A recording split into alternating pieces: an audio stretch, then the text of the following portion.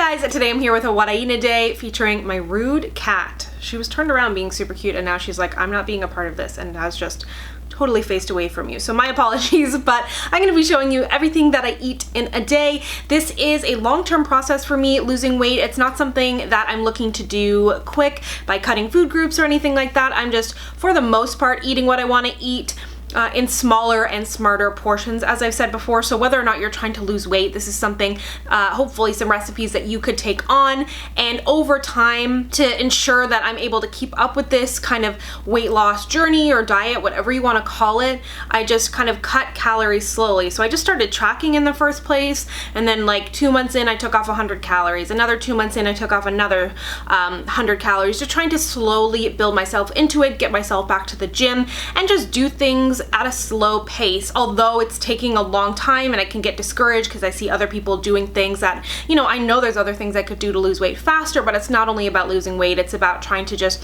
get to a healthy headspace and be in a place where I can eat without having to think too much about it. And it's gonna take time because I spent a lot of time having like a very unhealthy relationship with food. So anyways, let's go ahead and get into it. So I'm gonna have my breakfast now. I've already had my espresso with almond milk as usual.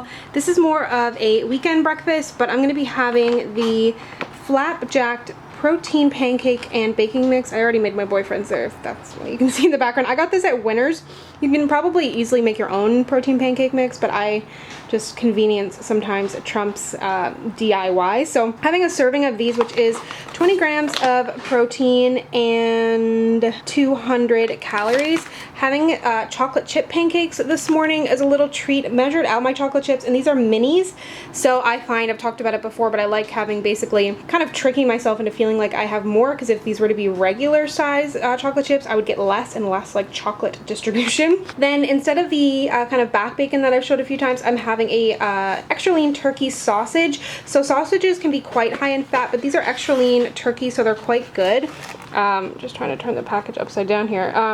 In a sausage, there's 90 calories and then 12 grams of protein, a little bit higher in sodium, but I'm only having one. And then instead of having syrup, because I am having chocolate chips, I just microwaved some blueberries, frozen blueberries, so it kind of turns into a sauce. I'd much rather maple syrup, but when I'm having chocolate chips, I kind of skip out. That's my cat. When I'm having chocolate chips, I skip out on maple syrup, but then sometimes I'll do blueberry pancakes with maple syrup. So I'm just going to cook this up now. And this is just like any other pancake syrup mix. You just add water. Is it as good as regular pancakes? No, but it's pretty close. So here is the finished product. The first few that I made, the pan was a little bit hot, so they came out kind of weird, but the rest are good. And then I have my blueberries, and then for the sausage, I actually took it out of the casing and flattened it, again making it seem bigger than what it is, and then I'm going to cut up some strawberries and have those on the side as well. For snack, I'm going to have a nectarine. I've been trying to mix up the fruits that I'm eating, because if I just have like apples and bananas, I'm not going to reach for them. So I'm trying to mix up the fruits that I have to make it more exciting. So I've been loving nectarines lately.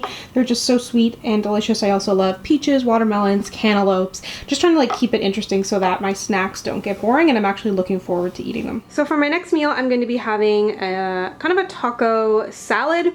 So in my bowl here, I have some butter lettuce along with iceberg shreds, and iceberg lettuce gets a really bad rap. I know there's really nothing to it, but I like it. It's kind of like, I associate it with things like tacos, subs, sandwiches, and I like that it's kind of like fresh and crunchy, so I put it with the sweet butter lettuce. So in there, I'm going to be putting these tomatoes that I cut up along with some cilantro.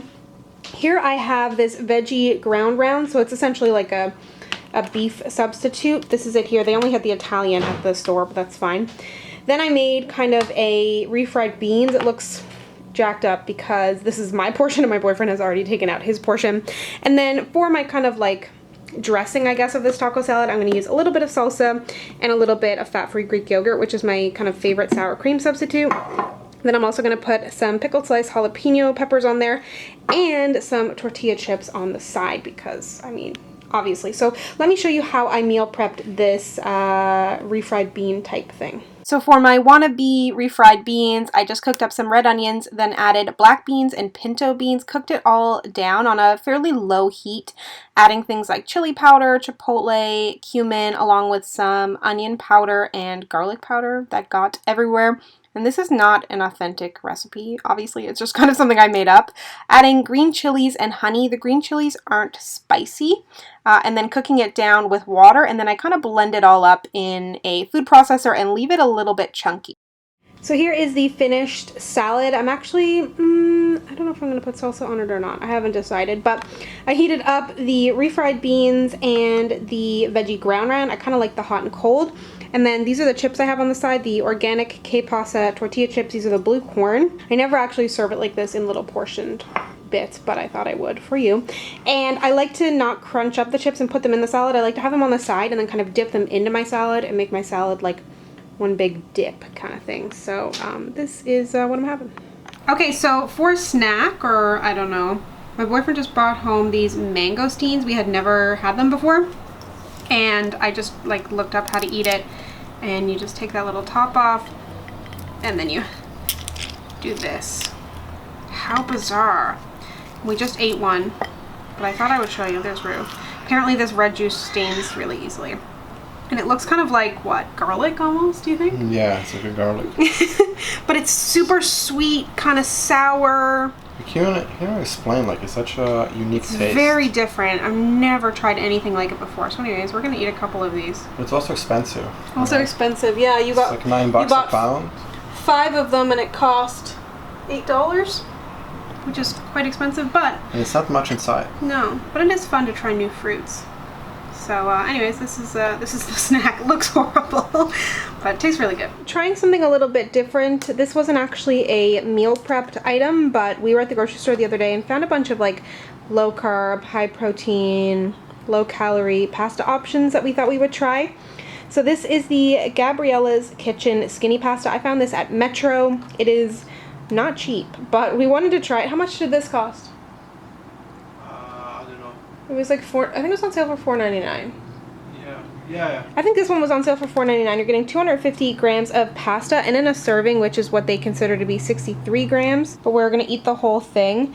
It says it's 110 calories, 0 saturated fat, 75 sodium, 0 sugar, 5 fiber, and 13 grams of protein. But we're going to have about double each. And then there's also only 15 grams of carbs. I'm not really low carb or anything, but I am always interested in trying new options.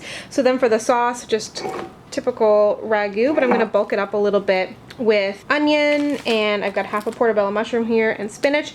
And then for the kind of protein option, we're going to use this Yves Italian veggie ground round. This is awesome just to keep it in your freezer. If you're going to use sauces, chilies, anything like that, it like is so close to a ground meat type product.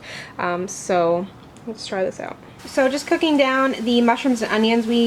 That's all the mushroom we had, was like literally half a portobello, so I put that in there. This is the veggie ground round, so as you can see, it's very meat-like and you barely need to cook it. So the nice thing about that is if you have like a real meat, that's obviously going to take longer. And then I'm going to put in this ton of spinach here, cook it all down together, and then add in the ragu and maybe a little bit of basil as well. There's already basil in the sauce, and there's garlic in here if I didn't mention that as well. So the pasta is cooked. It has a pretty decent texture. Kind of tastes like pasta, but it tastes a little bit undercooked, but we didn't want to cook it anymore. Here is the sauce. It looks kind of dark, but you can see how much the spinach cooked down. So I'm going to put on quite a bit of sauce because it is so low calorie, the pasta and the sauce. So just going to bulk it up a little bit, making some for my boyfriend as well. Because I think when you have something that's a little bit lower calorie, you really need to make sure that like your sauce and everything is good.